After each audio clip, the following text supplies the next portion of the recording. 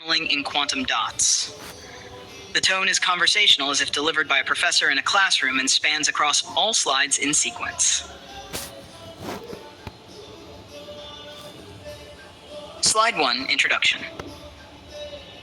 Good morning, everyone. Today we're diving into one of the most intriguing phenomena in nanoscience, quantum tunneling in quantum dots. This is not just an academic curiosity, it underpins the operation of modern quantum devices, from lasers to single electron transistors.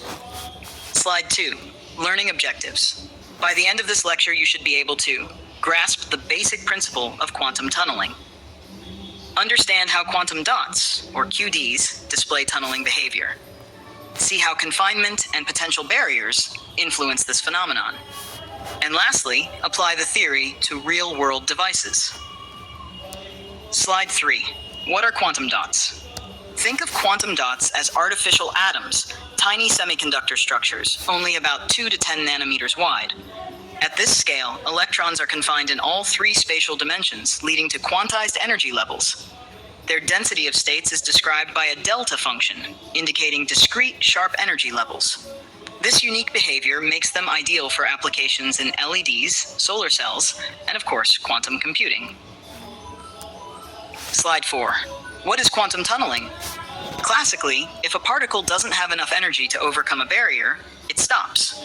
But in the quantum world, particles behave like waves, and these waves can penetrate and even pass through barriers. This bizarre behavior is called quantum tunneling. It's described probabilistically using wave functions, and the tunneling probability depends on parameters like the barrier's height and width. Slide 5, Tunneling in quantum dots. Now apply this to quantum dots. Electrons can tunnel into or out of a QD through thin potential barriers. This tunneling is crucial in phenomena such as the Coulomb blockade, QD lasers, and single electron transistors, SETs. This enables precise control over electron flow, one electron at a time. Slide 6. Visualizing tunneling. Imagine a stream of electrons approaching a QD. Only those with specific energies tunnel through the barrier and get trapped in discrete energy states. This forms the basis for quantum selectivity, a powerful concept in nanoelectronics. Slide 7, Dwell time. Let's talk about dwell time, the average time an electron spends inside the QD during tunneling. It's more than a statistic. It influences charge retention, quantum coherence, and the efficiency of quantum devices. A longer dwell time typically means the electron is more localized and interacts more with the environment. Slide 8, Quantum dot resistance, RQD. When we talk about current flow in a QD, it's not traditional resistance we deal with. Instead, we define an effective resistance, RQD, arising from quantum confinement and tunneling effects. Slide 9, Landauer formula. We can quantify conductance using the Landauer formula, G equals frac 2 E squared, HT. Here, T is the transmission probability. This forms the basis of quantum resistance, often seen in mesoscopic physics. Summary of RQD. So resistance in QDs isn't a bulk property. It's quantized, and discrete conductance steps emerge based on quantum mechanical transmission.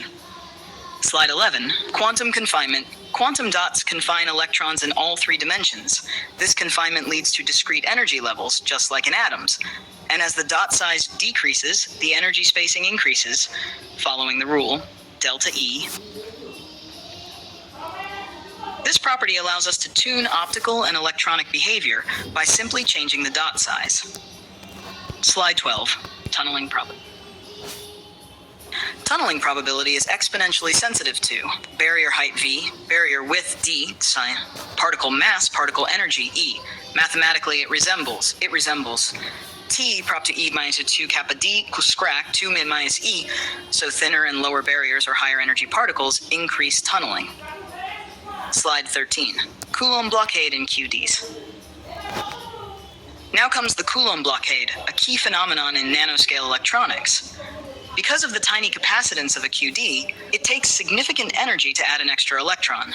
This energy is EC equal frac E22C. If the thermal energy kBT is less than EC, electron transport is suppressed. This is the blockade. Slide 14, Energy equation recap. Let's recap. For the blockade to occur, kBT frac E2C. This allows us to control electron flow with exquisite precision. Slide 15. Threshold voltage and current behavior. The threshold voltage required to overcome this blockade is frac EC. Below, no current flows. Above, VTEX null, electrons can tunnel in. This results in phenomena like Coulomb staircase, step-like increases in current. Coulomb oscillations, periodic changes in conductance with gate voltage.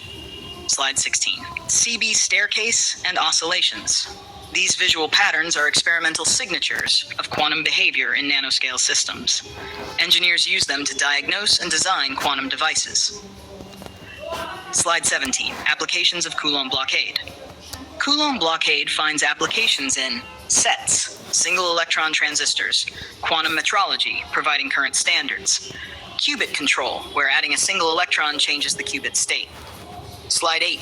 Summary table. We summarize key concepts like EC, VTEX, and tunneling behavior in a table, ideal for your exam revision or quick reference while designing quantum circuits. Slide 19. Real-world applications. Finally, the real-world impact. Flash memory relies on tunneling to trap or release charge. Medical imaging uses QDs as fluorescent labels. Display technologies, quantum dot LEDs for vibrant screens. Quantum computing, QDs serve as building blocks for qubits. And sensors, energy efficient and ultra-sensitive thanks to tunneling-based detection. Wrap up.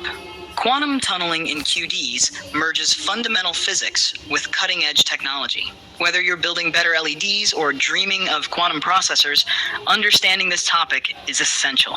Thank you for your attention. Feel free to ask